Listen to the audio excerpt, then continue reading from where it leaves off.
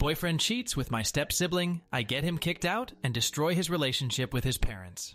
When I was around 17, I started dating a guy, 19. I'll call him Jake for the sake of this post.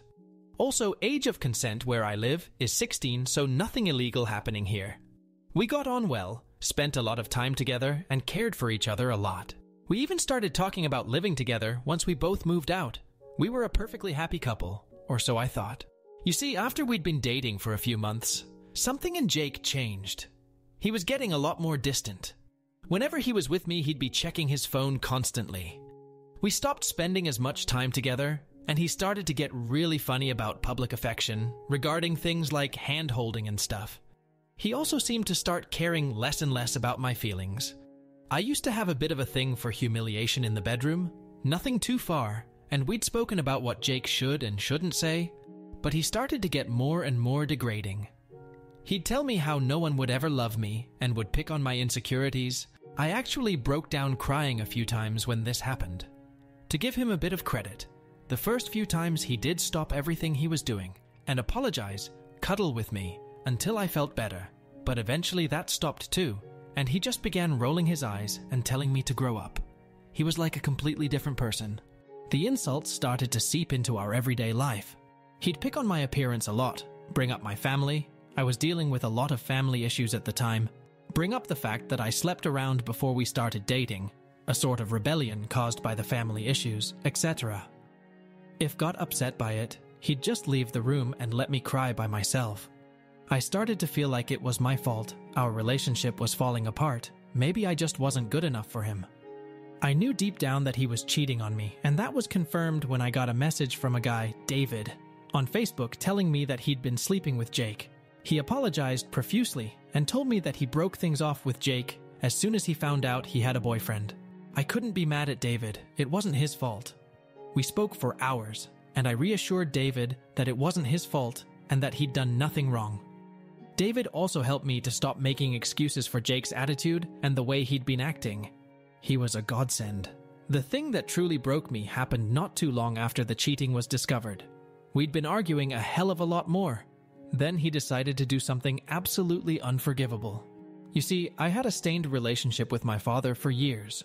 He'd cheat on my mother constantly, and eventually, he settled down and had kids with a girl he'd been seeing behind her back. He did try to have some sort of relationship with me till I was about 13-14-ish, and then decided that he didn't love me as much as his other kids, and we stopped any and all contact. It broke me, and it still hurts to think about to this day. Anyway, Jake went out of his way to find one of my step-siblings online and slept with them.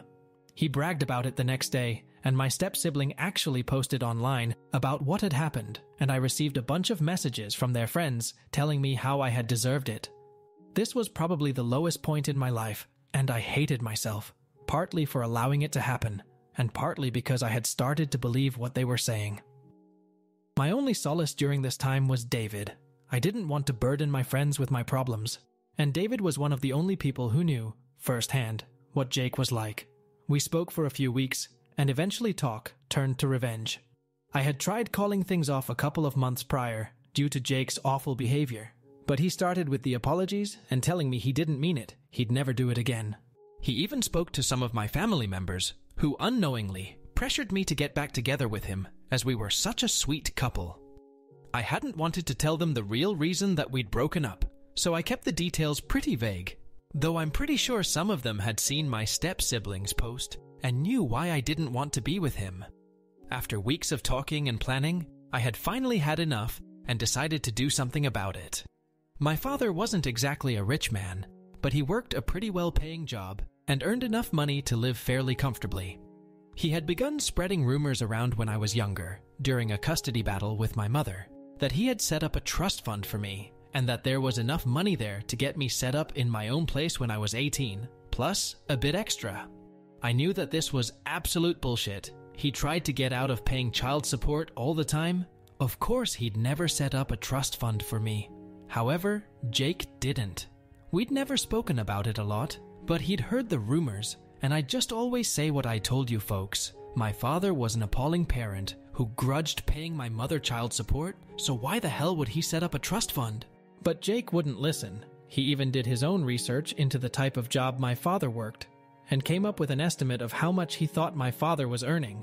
Though, to his credit, he did drop the subject whenever I asked him to, for a while anyways. I decided to use this to my advantage. Jake and I were still dating, though I avoided him at any chance I got. Until one night where I sat him down and told him that since I'd be turning 18 in a couple of weeks, I'd started thinking about us getting our own place, with the trust fund my father had set up for me.